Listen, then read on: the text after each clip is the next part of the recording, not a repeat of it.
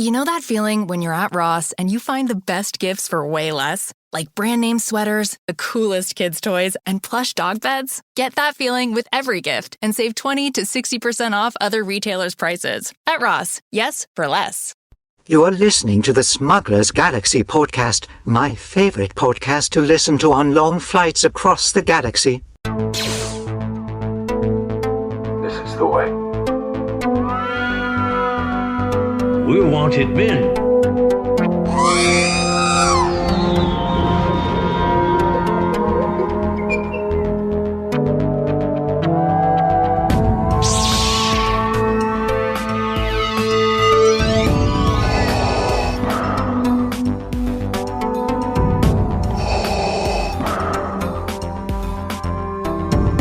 I have spoken.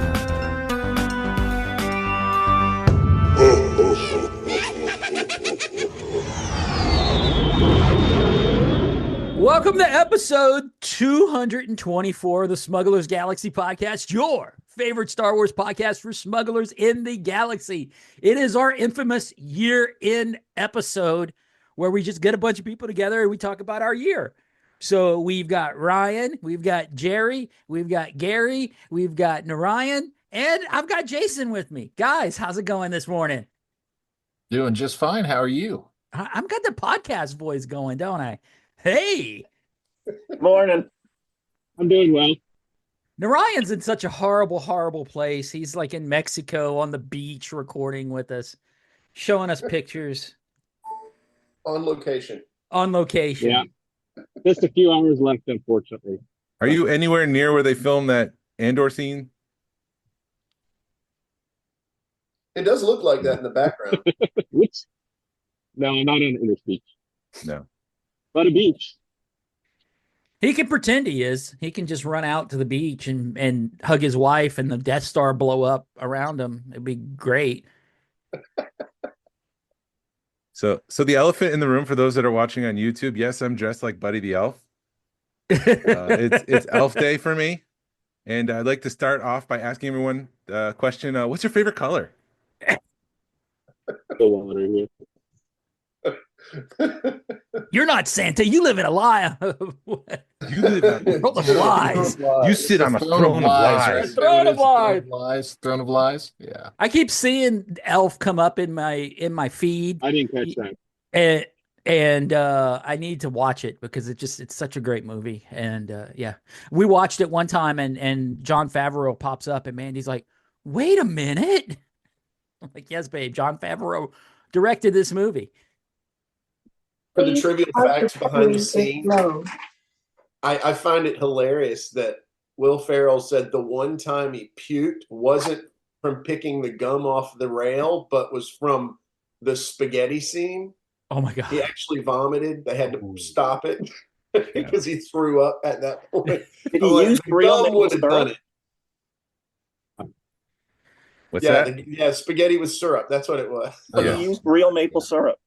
Yeah. He's committed. Yeah. You got to say that. Oh. So who besides Jason has their ghost getting delivered today?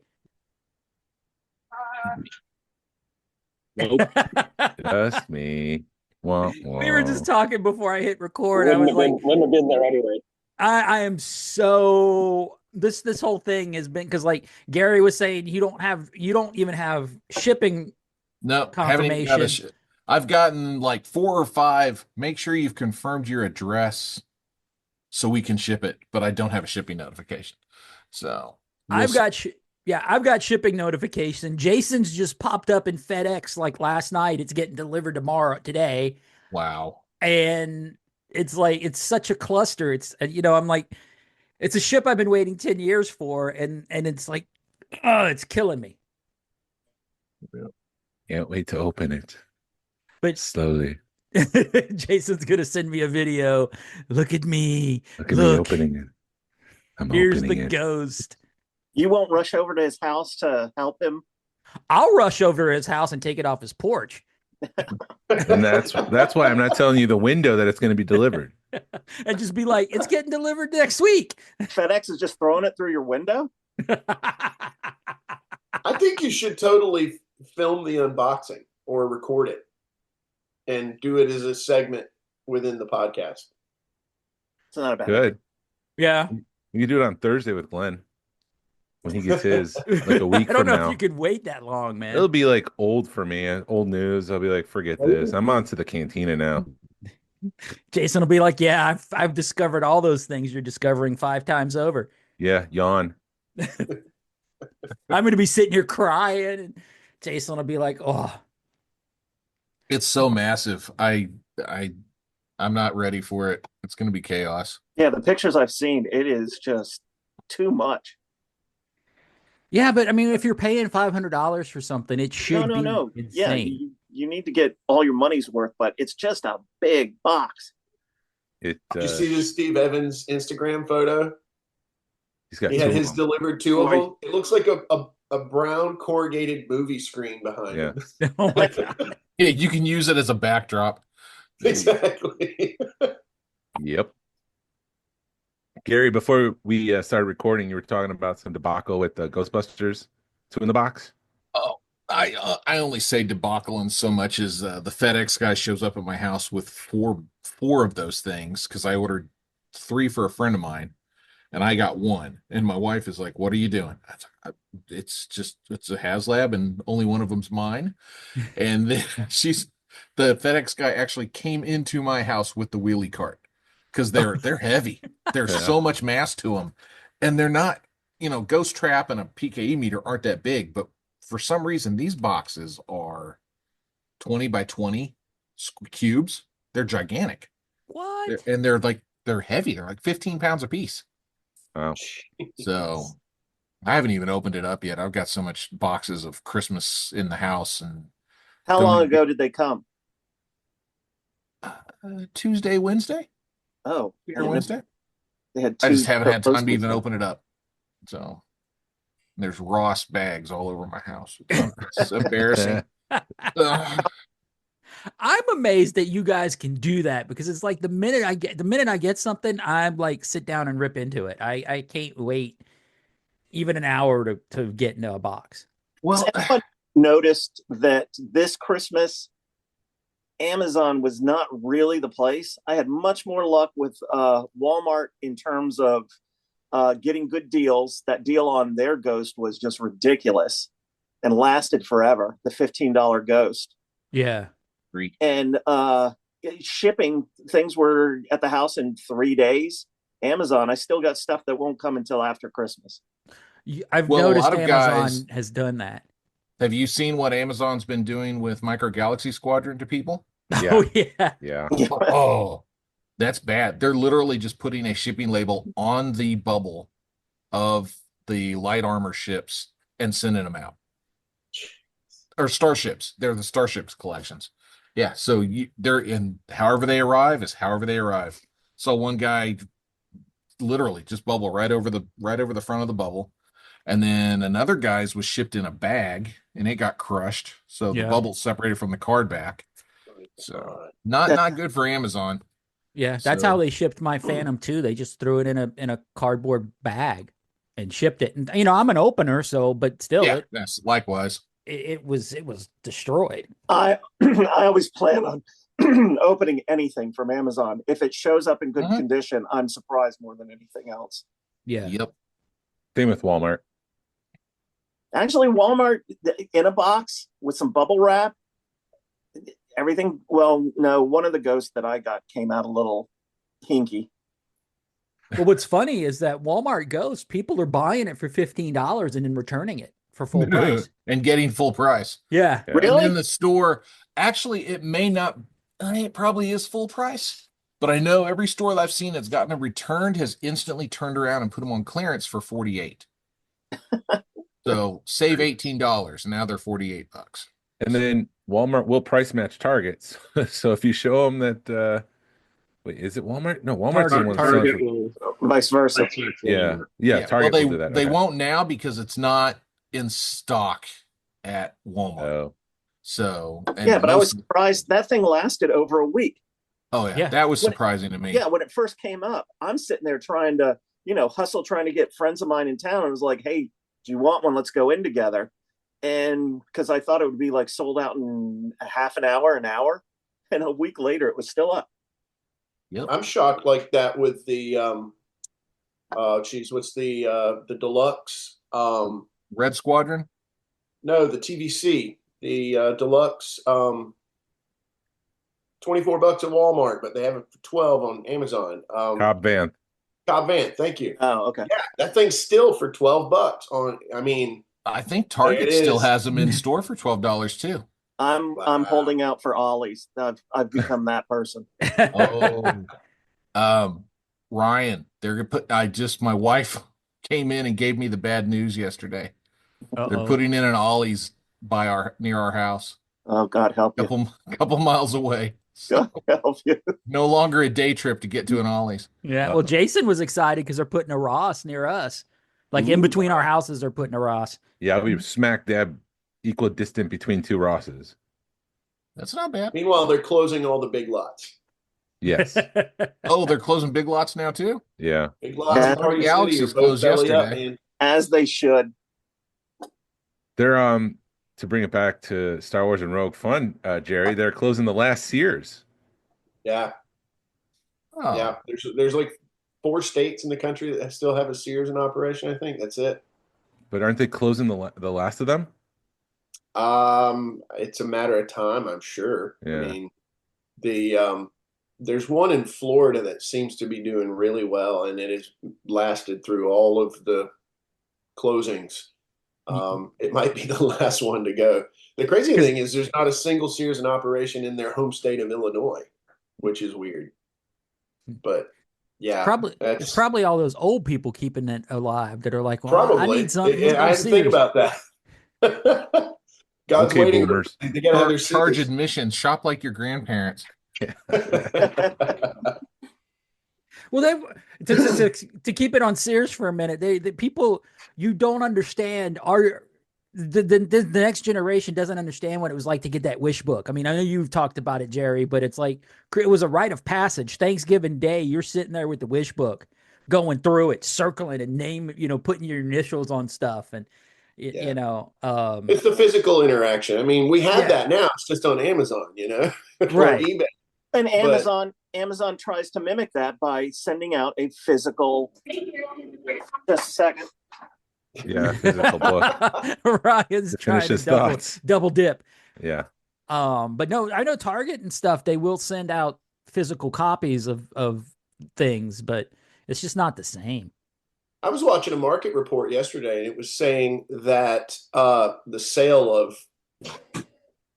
physical media is like having a huge renaissance right now. Obviously, vinyl's been big. Now it's cassettes, VHS, board games.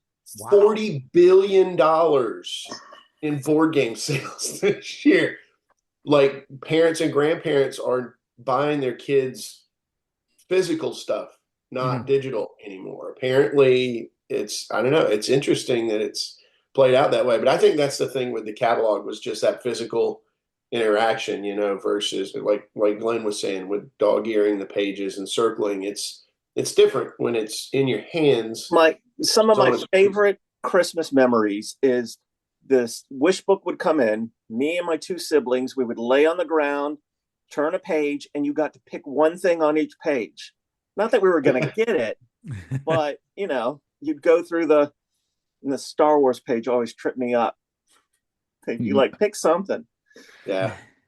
That was very kind of you, because my brother and I played with different rules. Whoever got the book first and circled it, that's on their list. So it was like a first come, first serve situation. Every man for himself. Yeah, exactly. I want that. I want that. I want that. You can't have that. I already circled that one. I want that. I want that. Sears only has one of each. Right. Exactly. I don't know about you guys, but most of my Star Wars from like 81 to 83 were baggy multi-packs from Sears.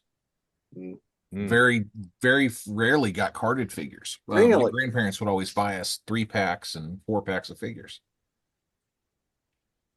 That's an interesting That way was to our get them all. That was our best thing. I don't think I saw a multi-pack until I was an adult collector. Really? Wow. Just wasn't part of my world. I never had a blue snaggletooth as a kid. No, neither.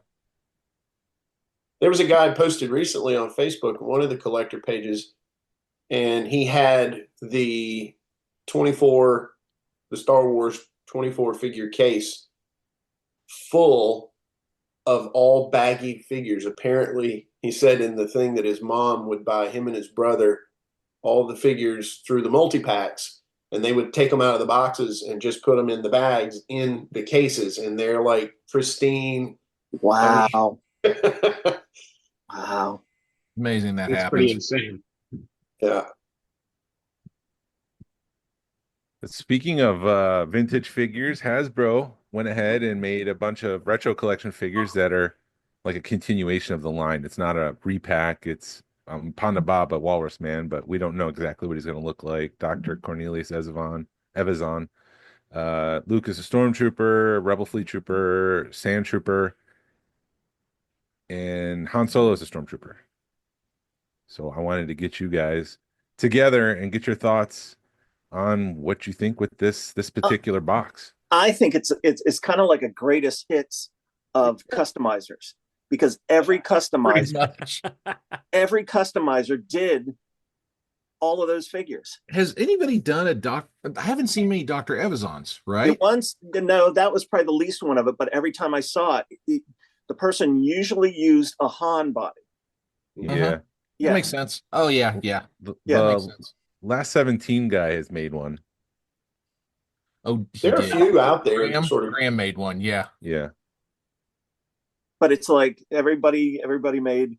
I even made back in the day. I made just basically a torso kit for the Sand Trooper, and then I did whole body casts of Luke Stormtrooper, and then put a small head Han with it.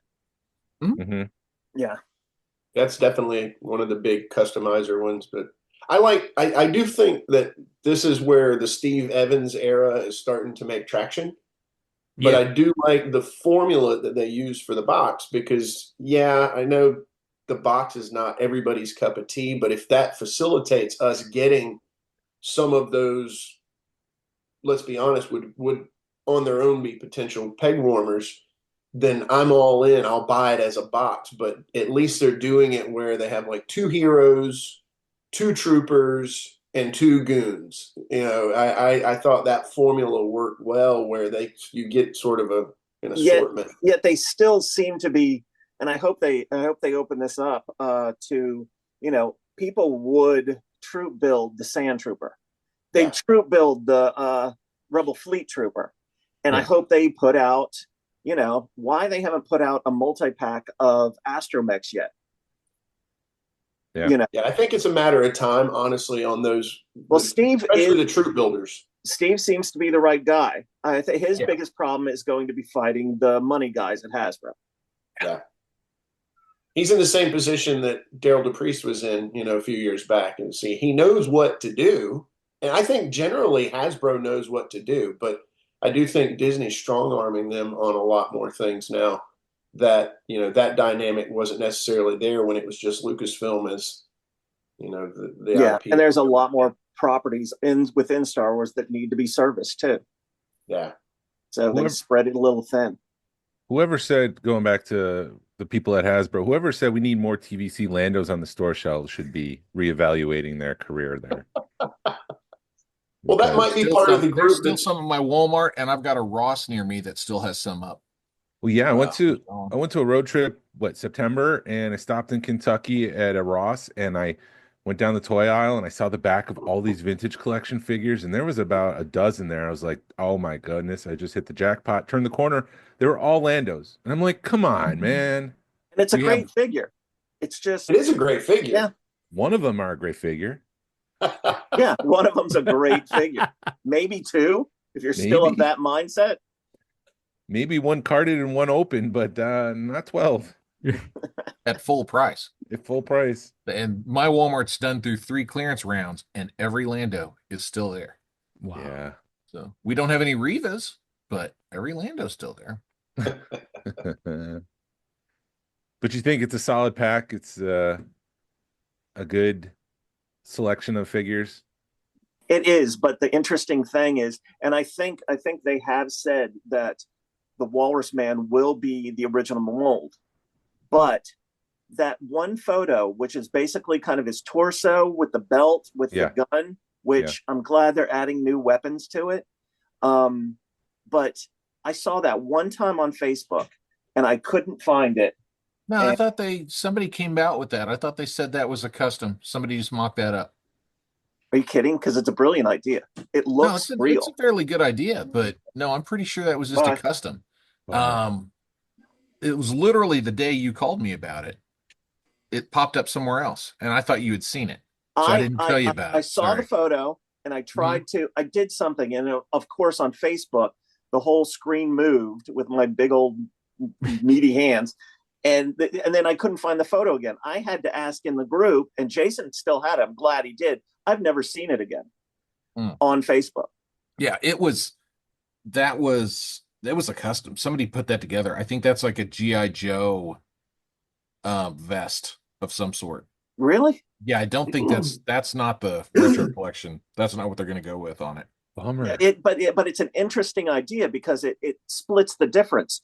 You can have the basic figure still be an exact reproduction, but then if you wanted to have it a little more modern, a little more towards what the actual model of the character looked like, it's but how would you package it? Because if you package it with both, some people would be upset. Right. So, but whoever did the custom, that's a great custom. I was hoping they would. I almost looked into it to try to figure out where they got the base vest. And my thought was that it looked like it was probably a G.I. Joe 25th anniversary. As soon as we're done, I'm going to start looking for it. There you go. If you guys haven't figured it out, Gary and Ryan are customizers. So that's what they're talking about. Sorry, we started talking shop real fast. Yeah, I was hoping they would take the torso for the Luke Yavin base because it's the same jacket and just put that on top of Walrus Man. Use the old head and the old legs. Well, basically one of the recipes that everyone almost followed for the customs of Yavin Luke and a more accurate Walrus Man was Bespin Han. Yep. So I have a feeling that they're gonna lean towards it. They'll modify it. Like I hope they'll modify the Rebel Fleet Trooper to have pouches on his pants. Yeah. But I think they're gonna kind of stick with what customizers have been using as, it'll be reminiscent of it. It will rhyme. Yeah. I'm trying to decide what I'd like to see out of a Rebel Fleet Trooper and be that more Power of the Force style sculpt, like an 83, 84, 85 sculpt style, or a 78, 80 sculpt style. Yeah. You know what I'm saying? Yeah. That was when I did my custom. I kind of started with the ATST and Bespin Han era look. And then I think what was Stan Solo did more of a 77 reinterpretation. So it looks more like a Han Solo. I think those figures should represent the era in which the movie came out. I'm with that. Yeah. I definitely see that side of it. Yeah. So if you're doing somebody from Jabba's palace, and that's actually a broad range because you can go from the early stuff to even Power of the Force 2 when the sculpts were getting, more dynamic. That's an interesting thought because if Kenner would have made these figures based on the things that we just the timeline that's as things have gone, this would have come after Droids and Ewoks. So you're looking more at the 86, 87 range. And so should these new figures reflect that era or like you were saying, do you think they should be like Kenner made this in 77 or 78? This is a homage to the classic era, so I really think it should. The sculpting style should be within the era that the movie came out in.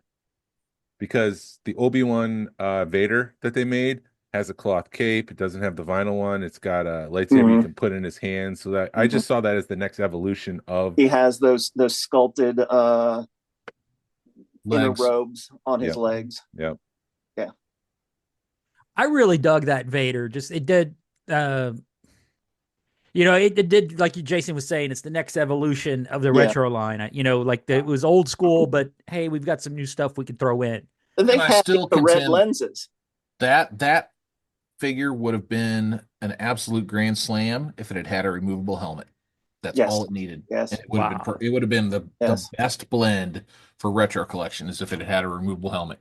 I actually, bought a bunch of them. I love it. It's a great I figure. actually took mine and put vintage legs on it. And I had to modify the retention pegs a bit, but it looked perfect. And I put a vinyl cape on it because I just liked it. And you So put that one had it. on That your- could hold its own lightsaber. That had a separate lightsaber, right? It didn't have an extended. Yes. No. That's right. Yeah. You put the Vader cape on your assassin droids. Yeah, I did. It looks great, man. That was a great No, it looks swap. absolutely perfect. Perfect. I've done that to a couple of mine. You're a good man. But I think that's my frustration with it because Star Wars fans just can't agree on anything. So it went from the black. What are you talking about? I can agree with you.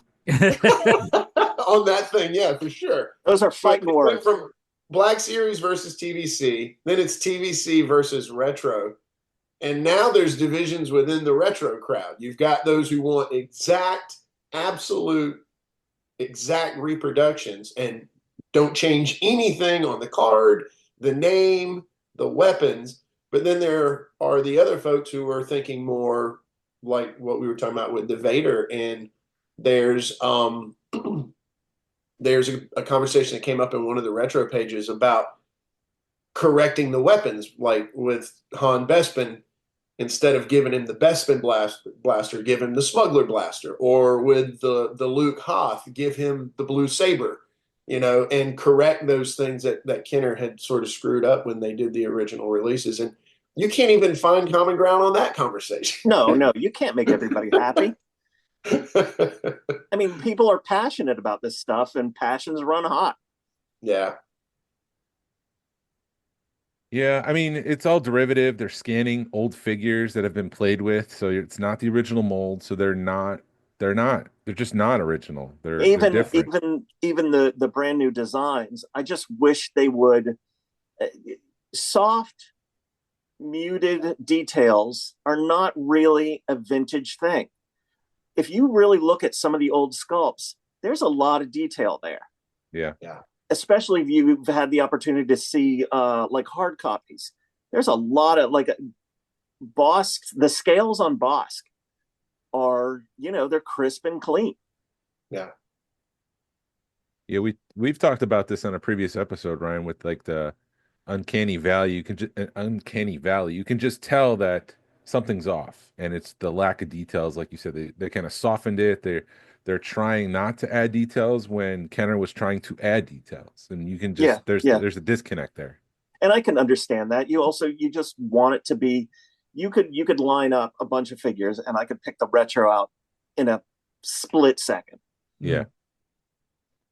And with ZBrush, you can have perfect symmetry, which you can't do if you're sculpting. You can get as very close as you possibly can, but it's not going to be exact.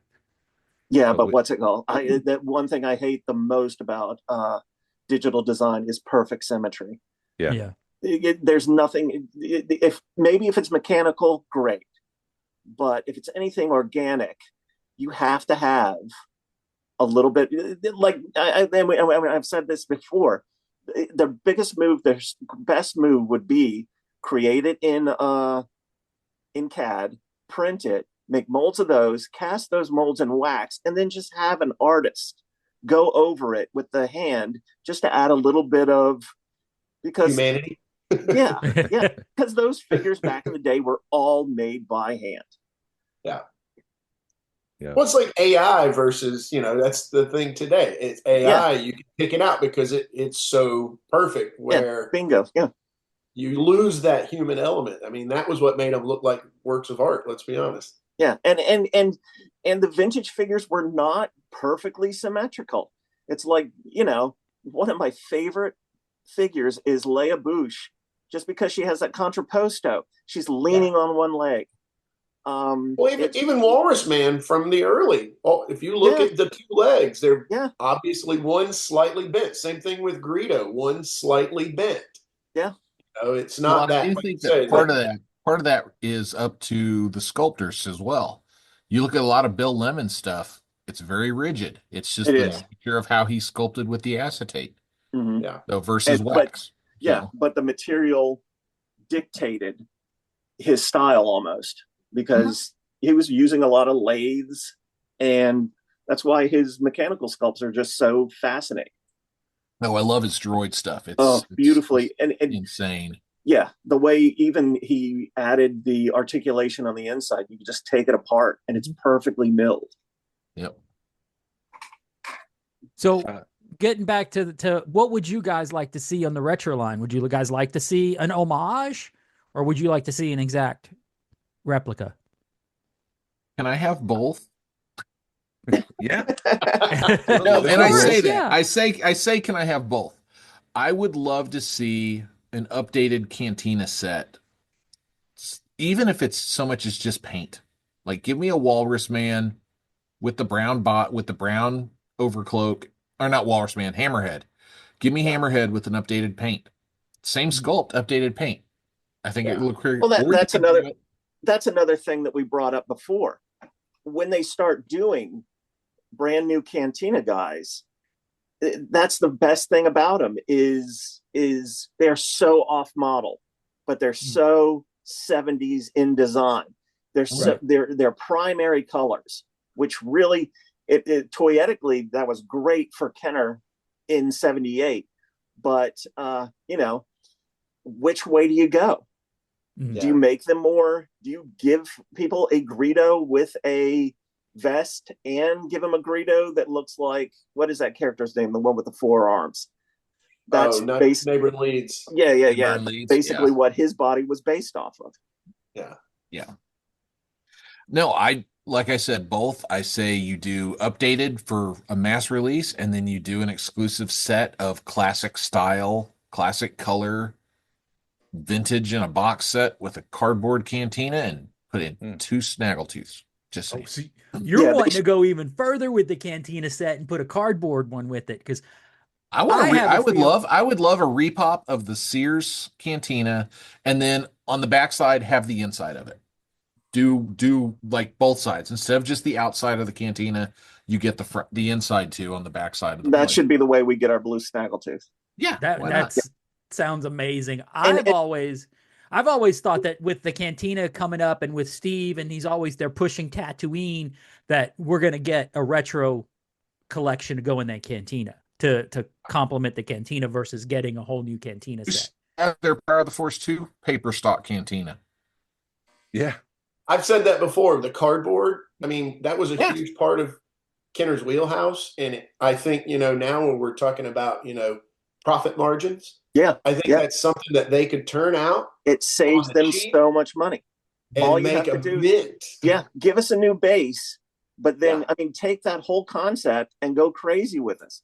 Look what Pally Toy's doing. That's what they're doing. They're making this sort of standard base like Kenner used to do, but then they're just they're doing the vacuum formed Palitoy bases, which are lesser durability than what I prefer. I would love a Kenner style base, and I pointed this out to Ryan a couple days ago or a couple weeks ago, or maybe it was in one of the group chats.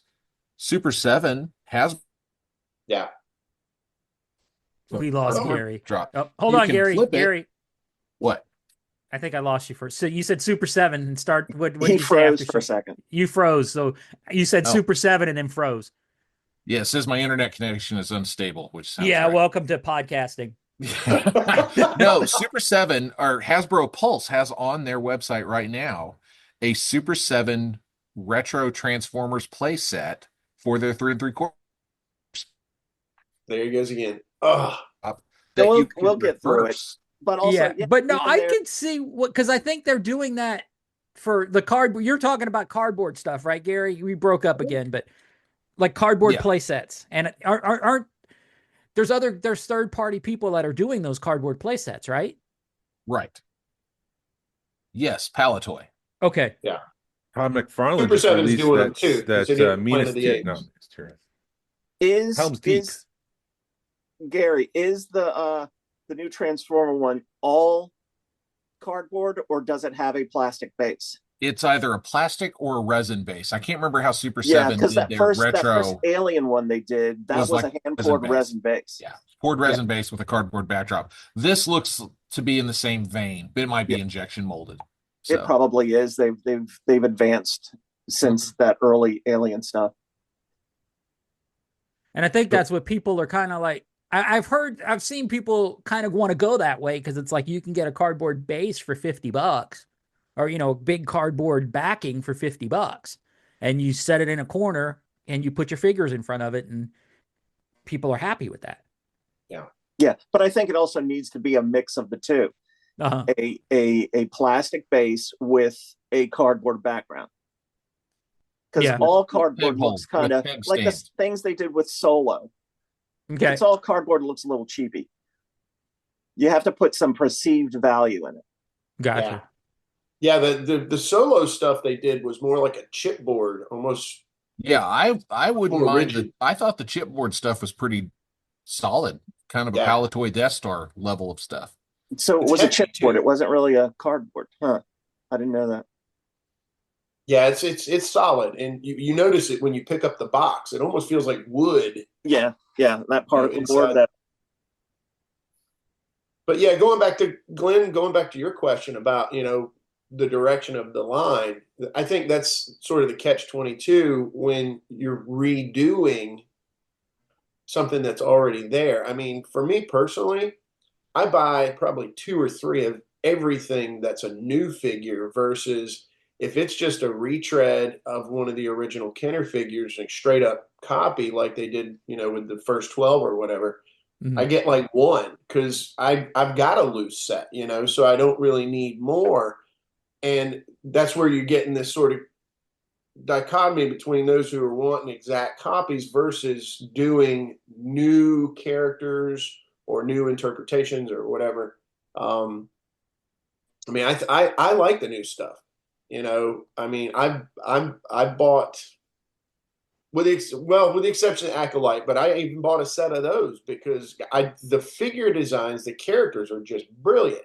The vinyl cape, love it. You know, I really like that set of figures as far as loose figures. So I'm down to buy any of the new stuff, whether it's, you know, Disney era stuff or vintage era stuff. But I do think that they're going to be limited as far as doing original trilogy stuff, because beyond Star Wars, Kenner really got most of the things made, potential figures made for Empire and for Jedi as well. I mean, there's a few background things for Jedi that they could do, but they really milked Empire to the max. I mean, there's not a whole lot out of Empire. A New Hope has always been where more of you can dive much deeper into it. Yeah. Right. Yeah.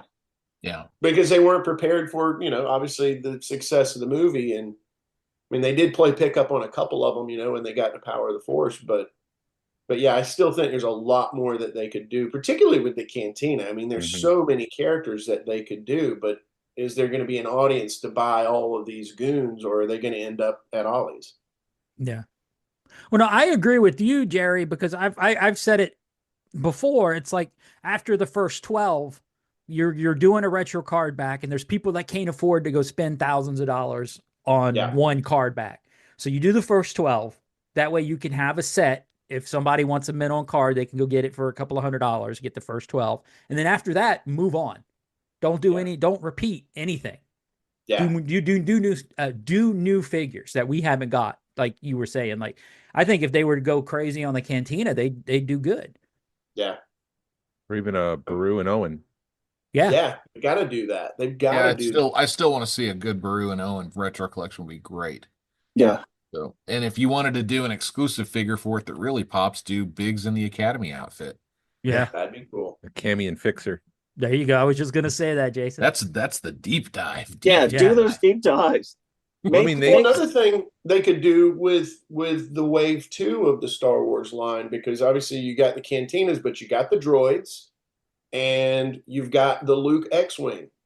They could do that and then do a box set, troop builder set of X-Wing pilots. Well, And Ryan and I were talking last week. What I want to see out of Retro Collection, and I would love it, is a repop of the Power of the Force 2 X-Wing in all white, like vintage. That'd be So cool. you get the Those sound molds. effects. Yeah, those molds have to be somewhere. Yeah. I mean, I because heard they're at the bottom of the ocean. Yeah, they were used as like anchors or something, right? I don't know. no, because when we were getting Power of the Force 2, those were I mean, the A-Wing still had the battery compartment from the vintage line. Did they just basically scan it back then and redo it, or were those actual molds back in the day that they somehow found in a factory? They redid the Power of the Force 2 X-Wing after 95 in Saga or Legacy, but it was that smaller scale, which was vintage tooling. It looked like vintage. I know Those were vintage molds because they have the original date. Yeah, I was going to say that. I know somebody who has the Slave 1 first shot based on a reuse of the mold for the redo in Power of the Force 2. Yeah. Yeah, just has new dates. Same, my kid Maggie took the Falcon first start for Sun Force 2, which it has the dates for the original Falcon.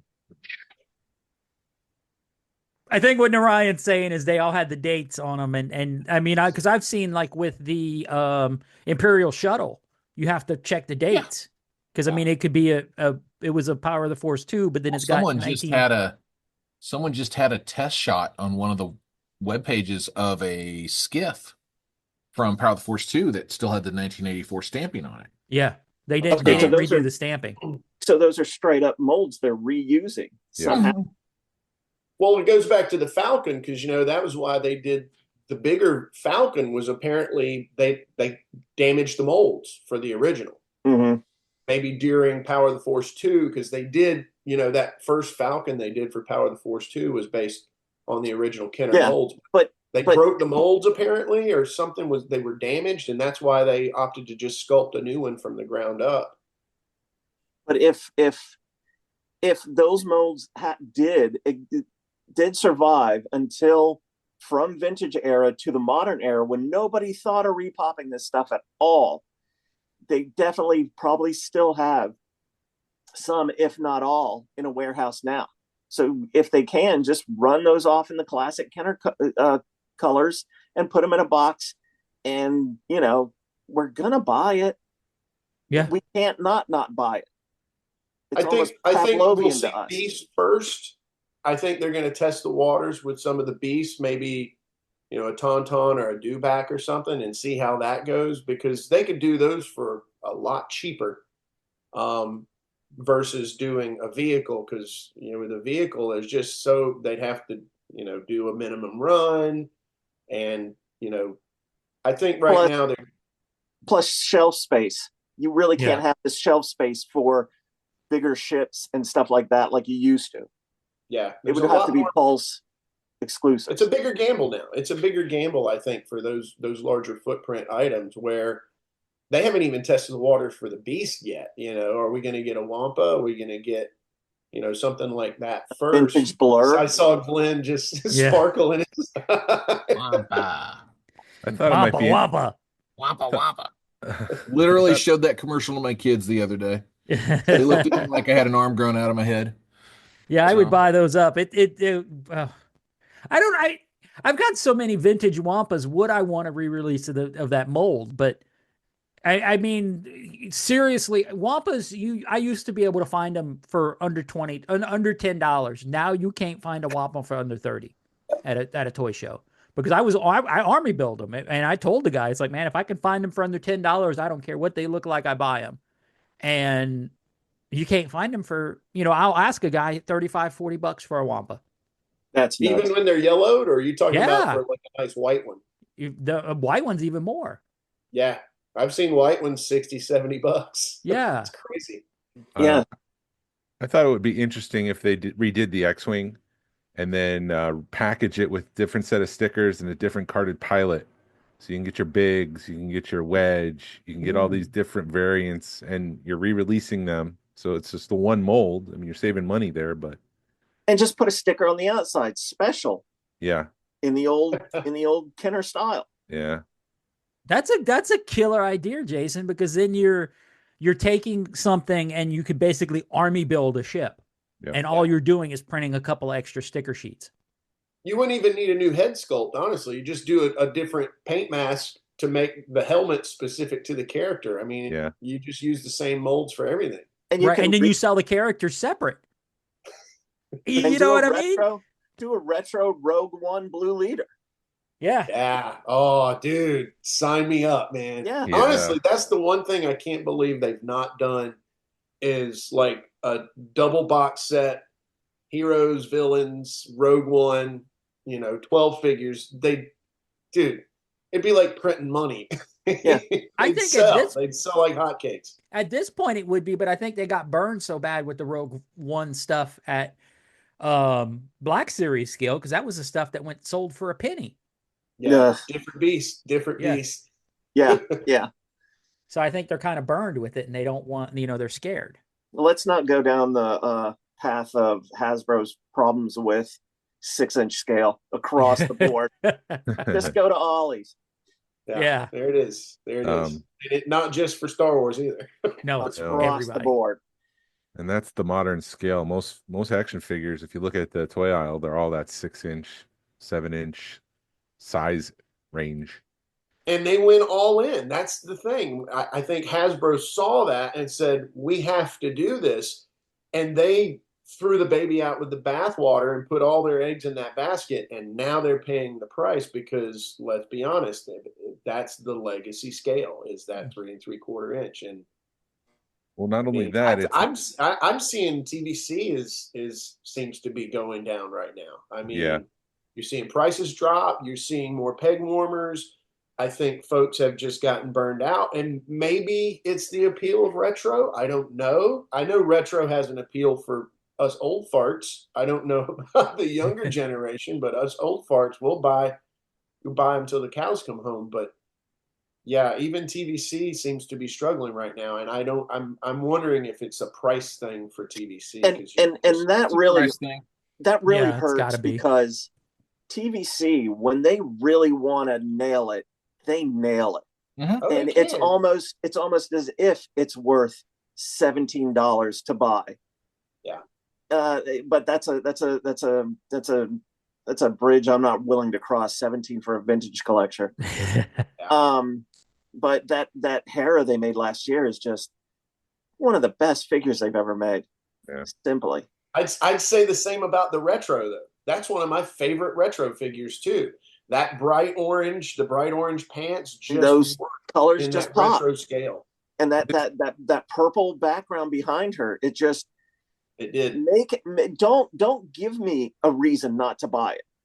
Yeah. Make me buy it. Mm-hmm. The sweet spot seems to be for retro, the original trilogy collection, because anything they make that's not original trilogy will sit on store shelves. But that Return of the Jedi 6-pack is going for like $400 right now. It's insane. The Mon Mothma is Insane. selling for a lot of money individually. Yak Face is selling for a lot of money individually. So it seems to be like that's where the demand is. That's what people want, are the original trilogy stuff, not Acolyte or Book of Boba Fett or Ahsoka, whatever the case may be. They want that original trilogy stuff. Yeah. Well, They also did Rogue One retro. I mean, I think with that Yak Face is people can't afford the OG Yak Face, so they go buy that one. I mean, when the Yak Face is $600 to $700, yeah, and you could buy a retro one for a quarter of that, even if it's $100, people are going to jump on it. And there's even the Stan Solo version for $35, $40. Yeah. But switching gears a little bit, I wanted to talk about Rogue Fun with all you gents on the line. It was just kind of an open discussion. I don't want to be like slapping our backs and saying, good job, we did a great job. But, what are your thoughts in general of the event and just your memories, I guess? Let's talk about your memories. I think it was a good job. You did a good job. Pat my back. Good job. You did a great job. There's another one. Pat my back. Well, I'm saying look at it from some of the press that it's gotten. Obviously, we're all going to have the opinion that it was amazing because we were all a part of it in some capacity. But David Quinn, as far as he's concerned, this is the new standard. I mean, the guy loved it. And Yeah. some of the interviews that he's done with other folks, pretty prestigious names in the collector community. It was just absolutely amazing. I, as a small business owner, I rarely get to functions. And I think at one point at the day before, when everybody was at Narayan's house, he and I were standing on the deck, just looking over. I think it was Narayan. It could have been you, Jerry. And I just said, it's like my Facebook exploded and came to life. Yeah. Yeah. I remember that. So many people that, you know, I would see somebody walk by and I'd be like, Sean Moynihan, you know. Yeah. I think that's the thing too, is that, you know, it's, look at it from a concert perspective. You know, Celebration, that's like a Taylor Swift show. We're getting that intimate bar show with the superstar. You know, it's like when Elton John. Yeah, you're the superstar trying out his stuff before he goes on the road. Yeah. You get that small, intimate setting with these huge stars. I think it was the best of both worlds. I mean, when you're pulling Steve Sansweet to town, yet there are 150 people there, that's the sweet spot. I mean, it's more personal. I think it was just the perfect mix of intimate setting, big name, you know, folks in the collector community. And yeah, I think it's definitely set the new standard for those types of events, because I mean, I've never been to a Celebration solely for the fact that I don't do big crowds. I don't like huge crowds of people.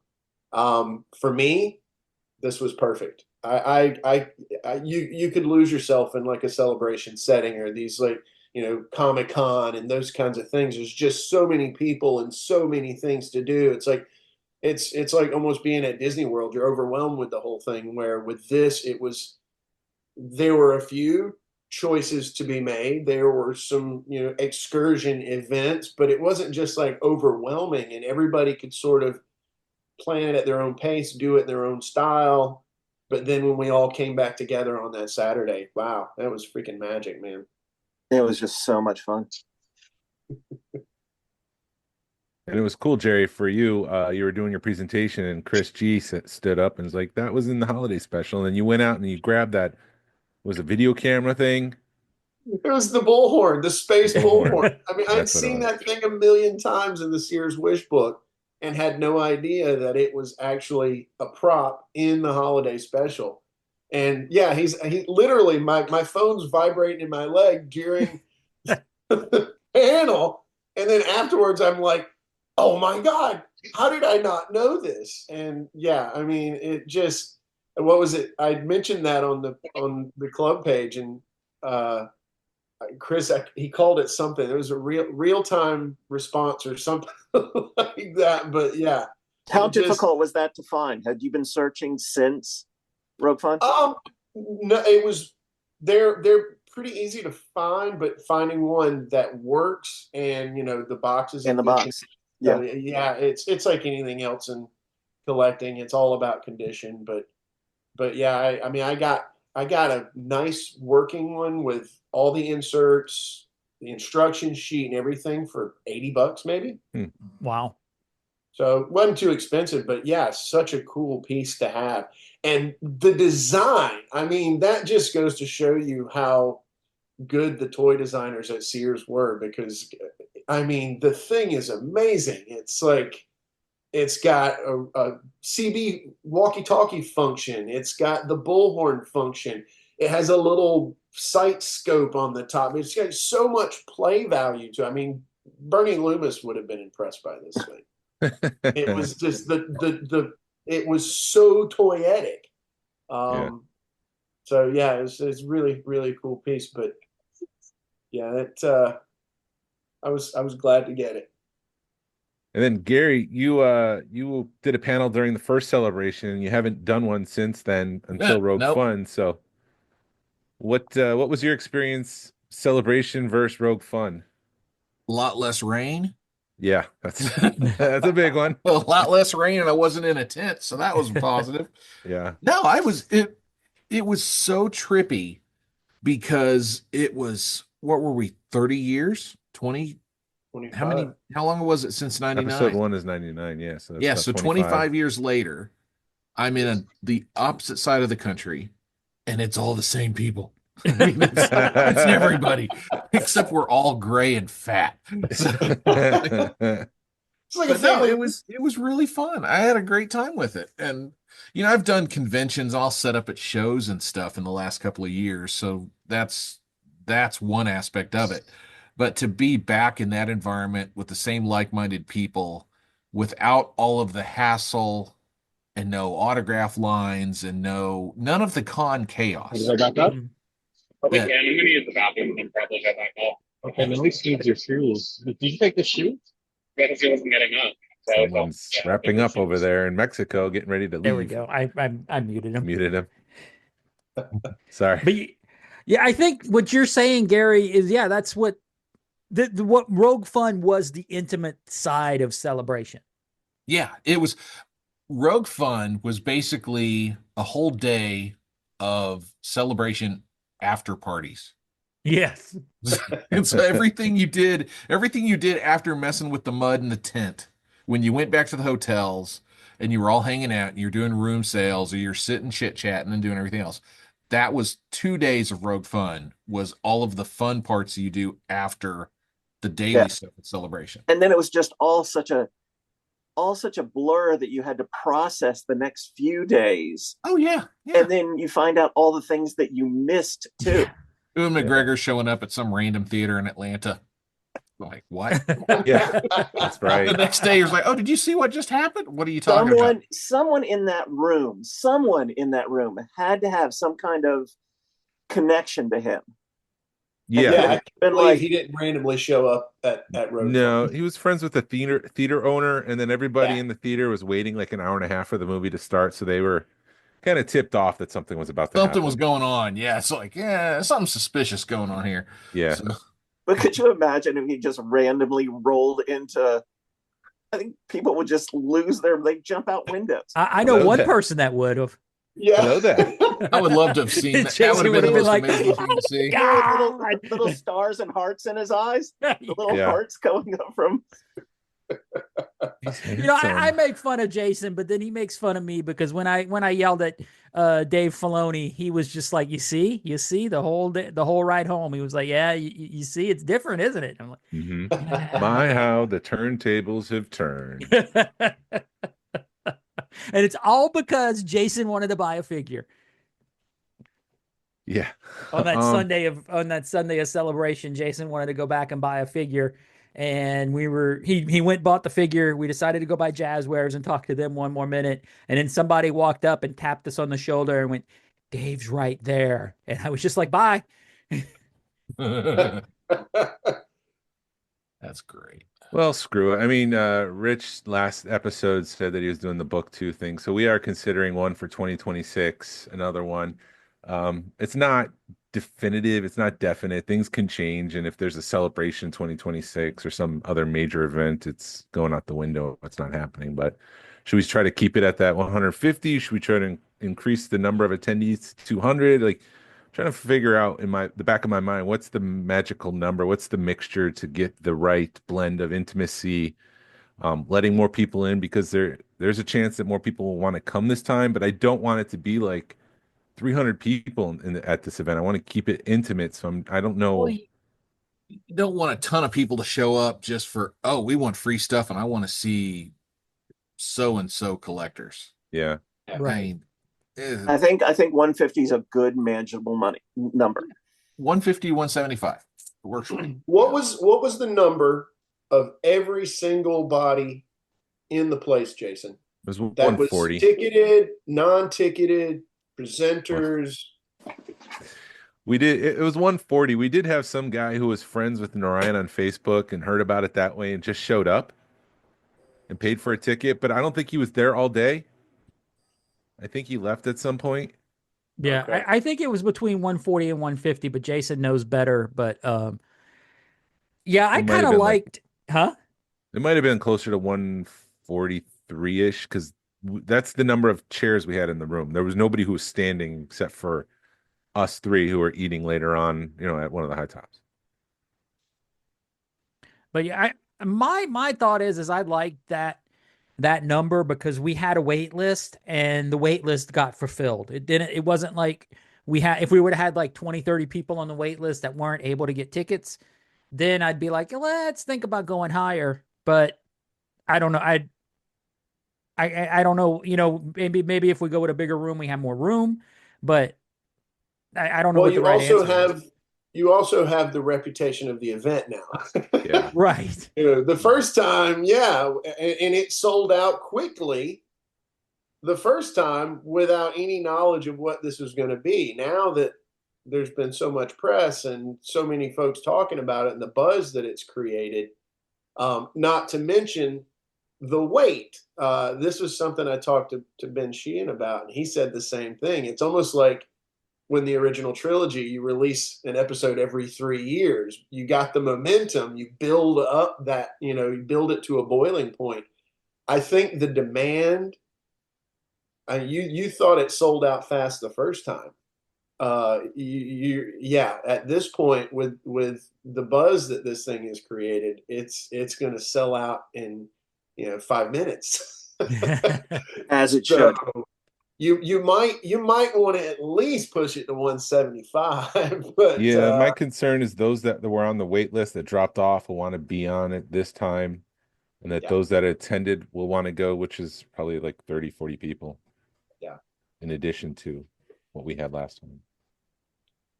But I don't want to. If you increase it, I'd say just slightly. Yeah. 175 max. 175 sounds about right. Yeah. The issue is I really dug that hotel. That hotel was really awesome, and they're begging us to come back. Yeah. Unlike the Hilton that Jason has been trying to get in touch with. Yeah, oh my goodness. Were we at capacity in the room? What could the room hold? That was it. That was capacity for that room. We couldn't add any more people other than like getting rid of the dinner aspect of things. And having like auditorium style seating. Yeah, I'll say if there was a dinner. He asked if there was a dinner. There was a dinner, yeah. I was stuck in a hole I didn't know. You were making hand over fist. The food was great. And the presentation was great, but I do think that was the one thing that the hotel was sort of caught off guard with was the dinner. Yeah. Yep. It went smooth for being that first time, but yeah, I do think they were a little bit overwhelmed on that regard. Well, they also had people call out. They were probably down like 3 or 4 people. Yeah. Oh, that could have been. In that case, they did great. Yeah, that's what I was like. Right. I can't be mad at you, especially when you're telling me you're down 3 or 4 people. No. Yeah. Okay. I didn't have a problem. The food was good. What was left great. by the time I got to it. So it was just really, it seemed like it was a buffet and that food went way too fast. Yeah. So it wasn't the quality of the food was great. It was the quantity of the food that was probably the issue. And I think the dessert that was just a planning thing. It was a blur. Yeah, it was a blur. The problem with the desserts is they thought people were going to take one dessert. No. They didn't realize they were dealing with a bunch of fat nerds. Yeah, they were going to take one of everything. Yeah, that's a lesson learned is that next time at least we're going to have more desserts because I did not get the chocolate cake and I didn't get any dessert. I never even saw the dessert. Well, and if we use that hotel again, I think that we've talked about is where the diorama was set up. Move all the vendors into that room so at least you have an entry and exit point, and you can make it one way, and it wouldn't be as much as a cluster as that one room was that we had everybody stuck in. Yeah, that we were trying to use for 5 things. Yeah. Plus the location was great for you guys because it was pretty close to both of your houses, correct? Yeah, it's like 20 minutes. Yeah. Yeah. Narayan was a little further out, but Even What though was part the of me thing- really wanted to be staying at the hotel, especially at like 1:30 in the morning when David Quinn pulls out all his prototypes and then Anthony pulls out all his prototypes. And next thing you know, you've got a room full of prototypes and you're there for another hour. And then I saw those. I went to bed pictures the too next soon. day. That was my problem. Yeah. That's what I realized is I went to bed too soon. Yeah. Well, we had gotten back to the hotel from from Narayan's that night, and we had hung out for a little bit because we were just like, Jason's, we're exhausted. It's late, and we had just spent the day setting everything up, and we're about to leave, or Jason was going to drop me off, and the lobby's full of people, and we're like, oh, okay, here we go. We're going to make a quick run, and then next thing you know, it's Prototype Central on Yeah. Friday night. Pretty fabulous. Yeah. Jason, And that's where I one of spent the all my things- money was that Friday night. One of the things that I had thought about is the side room where all of the lunch boxes were. Hmm. If you could have set that up as a green room and had like a teleprompter or something there for all of the presenters to be there as opposed to taking up seats in the main room, Yeah. you could squeeze in a few more folks, sell a few more tickets. It might make it, up to that, because we took up that front table, and don't get me wrong, it was great being, front and center for all the panels and all that stuff. But yeah, if you could have put the presenters in sort of a green room setting where they could see what was going on with all of the panels and stuff like that, but as not taking up those seats at the front of the for lack I of a like better that word, idea, but I would rather do it with volunteers versus presenters. Ah, You know what I Gotcha. mean? Because the presenters, you that makes kind of want sense. to give them a first class experience. And I'm Yeah, not saying and I it don't was. care about it was right. It And I'm not definitely saying was.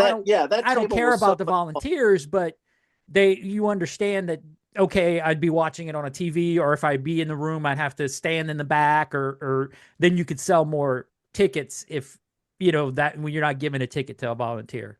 Yeah, makes sense.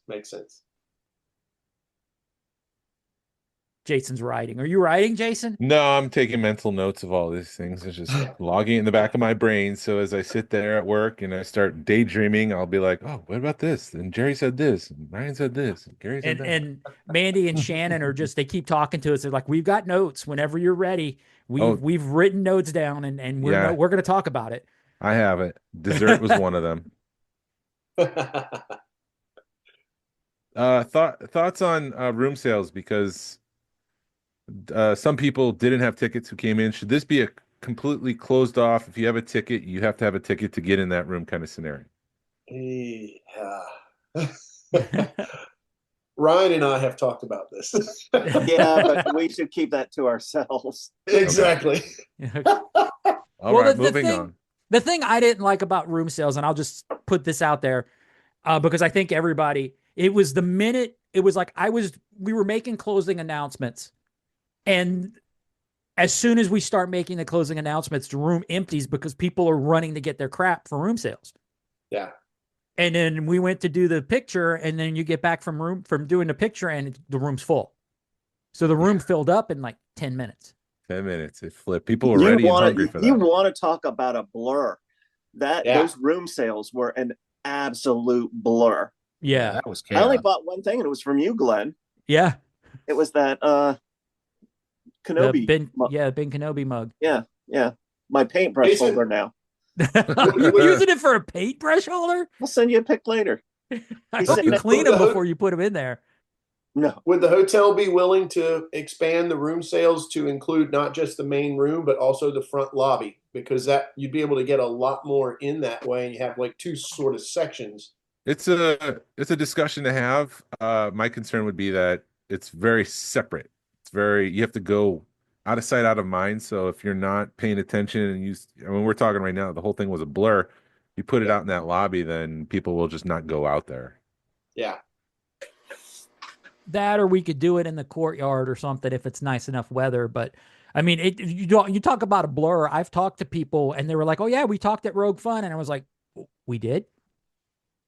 That was that much of a blur that weekend.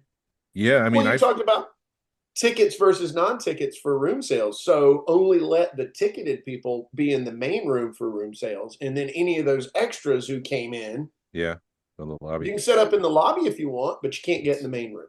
That's a good workaround. Yeah. Oh yeah, like we were talking about the whole thing being a blur. I completely forgot that I went to Waffle House, and Glenn and I were talking a couple months later, and I'm trying to place where that was in the weekend because it's only 3 days, but it was after the main event. So after this long day of executing Rogue Fun at 2 a.m. with the Indiana guys, we went to Waffle House, and I completely forgot about that. And I didn't get to bed till like 3:30. So when I woke up at 7 to do the whole Kennesaw run where people were able to go to 3 different collections, my brain was just mush, and my memories were just fluid. How long did it take you guys, the 3 main principals? I know Narayan's not here, but how long did it take you to get back to somewhat being normal after it? Because you had to be just fried. Yeah. Yeah, I wasn't interested in doing anything. Like, I'm a creative guy just like Gary, and I'm always working on tinkering on something. But I mean, I wasn't tinkering all summer long. I had zero interest in doing anything. And it wasn't until I started doing these 3D printed cantina heads that I've kind of got my groove back. And I'm like, oh, okay, maybe we can have a discussion about Rogue Fun 2 now. Yeah, you didn't even want to hear the phrase Rogue Fun, Rogue Fun for 3 months. I was sort of like, it took me maybe a couple of days. Glenn was ready day 2. I was like Wednesday. I was like, dude, let's talk about it. Let's discuss it. Let's open up talks. And Jason's like, no. It's like I was like, dude, we need to at least discuss. You know, at least let's open the door, because it was such a successful event, and there's things, like I said, my wife was like, I've got notes, let's talk. And it was, while it was still fresh in my mind, I wanted to at least start flushing things out. And Jason was like, I need a month. And I legitimately, what, Jason? Or 2 months or 2 months or whatever. But I don't want to speak for you, Jason, but I know for about 2 weeks, Jason was just, his mind was somewhere else after Rogue Fun. My mind wasn't working. No, it wasn't. Whereas with me, I strive with stuff like that. Yes, I was exhausted, but I'm such an extrovert that it pumped me up. I thrive off of that. It's like childbirth. You just got to forget the pains before you have another one. And I just needed to forget the pains from the first one to start thinking about the second one. But no, Not that I've had a child or anything. Personally. No, yeah, no, it was an awesome, it was a fun weekend. And yes, Jason's right. As exhausting as it was, I was ready to go again. Yeah. No, well, the biggest thing right now is I just want to see these people again. Right. Yeah. I want to go hang out with, I see you on Facebook, not the same thing. Yeah. Yeah. Want to be in the same room with these people and hang out and BS. Yep. Exactly. Works for me. On that same note, I don't think that it would be quite the chore to do those excursion events on Thursday, Sunday, because I don't think people planned it. Whereas if you did it again, I think people would make a point to be there for those extra days and get as much out of, say, everybody knows now what the basic game plan is. Yeah. Yeah, I totally missed the event. I think they'd come. Yeah, that's one thing. Oh, go ahead. One thing we learned is we planned the excursions too close. Yeah. Because like we were finishing up the Kennesaw run, and we're like, oh, we'll start bowling at 12. We'll finish the Kennesaw run at 12. We'll start bowling at 12:30. We'll be fine. I didn't show up to bowling till like 1:30 because at 1 o'clock I had to kick people out my house. And I'm like, I hate to do it, guys, but I got a bunch of people waiting to go bowling. And Jason, you left with people in your house. I had to look at Narayan and be like, God, I'm sorry, but you need to go to the bowling alley because we need a representative at the bowling alley. You need to drop what you're doing and go bowling because we need somebody there. Yeah, we spread ourselves too thin. Yeah. And it's okay for like just a regular Georgia Alliance meetup weekend. But when you've got 150 people and you're coordinating, it's like it can't be in 3 places at the same time. So that's just something that lessons learned for the next time. Yeah. But, yeah. Any other thoughts? We can wrap up here. I kept you for too long. Ryan's in a freaking doctor's office. I'm in a laboratory. Ryan's working, Narayan man. makes it back. Here, there's Narayan for a cameo. Sorry. Been just trying to get stuff packed. Can you guys hear me fine? Yes. Yeah, I hear you better now.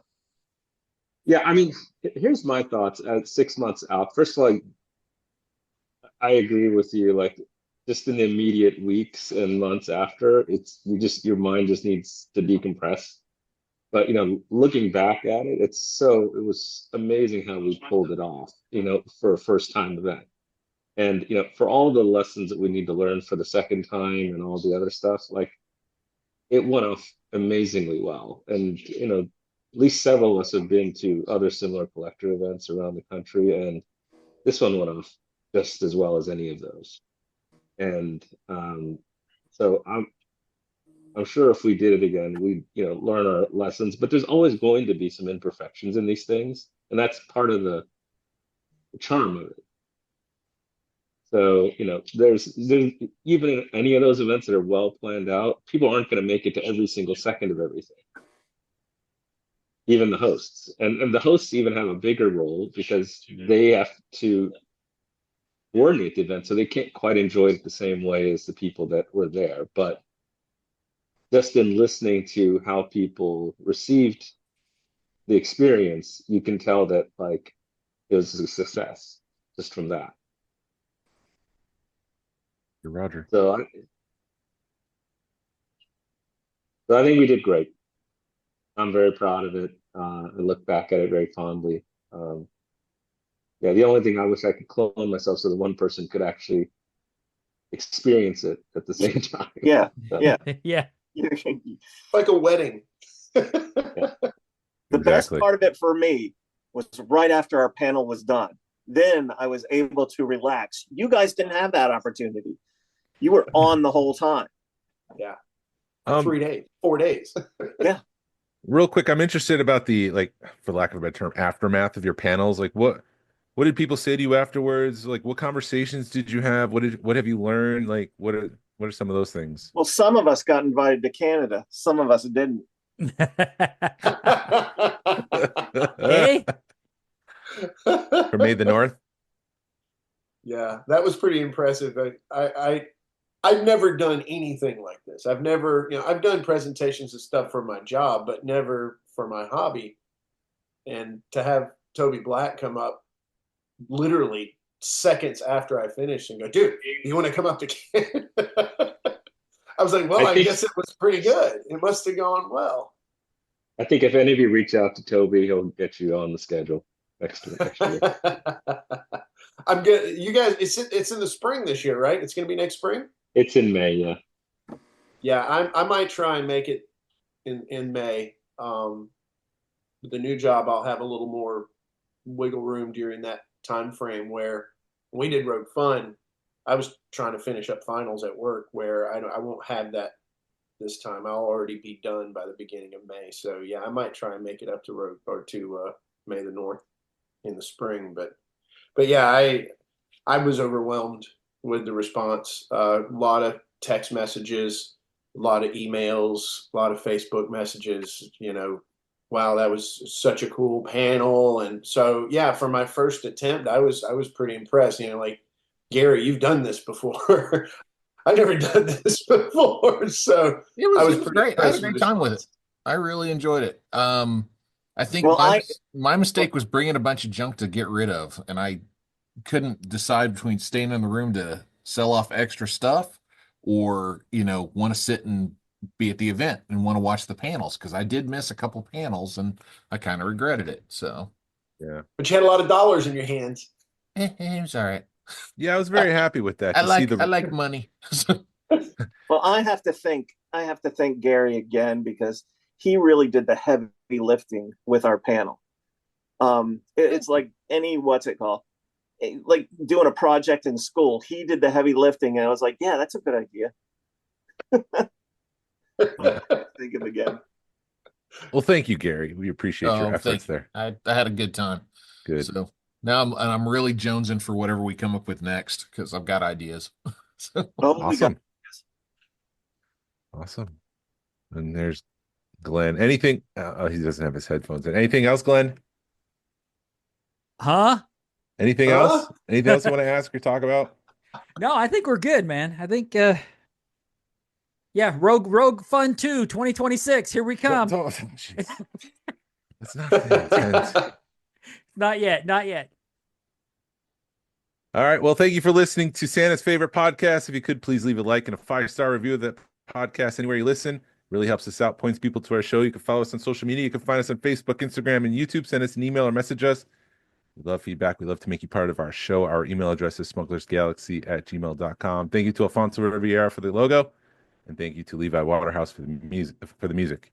People, don't be a cotton-headed ninny muggins. Hashtag stick to the 4 main food groups: candy canes, candy corn, and syrup. Santa will be on next week. Don't sit on a throne of lies. The same man who directed Elf created The Mandalorian. This is the way. This is the way. This is the way. This is the way.